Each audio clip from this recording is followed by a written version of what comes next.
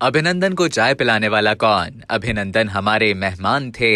27 फरवरी 2019 को बालाकोट हमले के बाद भारत के 2 तैयारों को मार गिराने और पायलट अभिनंदन को चाय पिलाने की 34 सालगिरह बड़े जोशो खरोश से मनाई जा रही है। 4 साल मुकम्मल होने पर आज आपको उस शख्स से मिलवाते हैं जिसने विंग कमांडर अभिनंदन को चाय पेश की थी। पाक फिजाइया के कोक अनवर अली ने अभिनंदन को चाय पेश की। सीनियर सहाफी हामिद मीर ने जब अनवर अली से बात की तो उनका कहना था कि अभिनंदन हमारे मेहमान थे। अभिनंदन को जिस कप में चाय पेश की गई वो कप था में अनवर अली का कहना था कि जब उन्होंने अभिनंदन को चाय पेश की तो उन्हें पसंद आई और तारीफ भी की। भारतीय पायलट अभिनंदन की चाय के बिल की रसीद और उनका जुमला टी इज फैंटास्टिक तो पाकिस्तान में ज़बान ज़दे आम है। अब तक के लिए इतना ही। मजीद खबरों और न्यूज अपडेट्स के लिए डेली जंग के YouTube चैनल को सब्सक्राइब करें और Facebook के पेज को लाइक करना ना भूलें।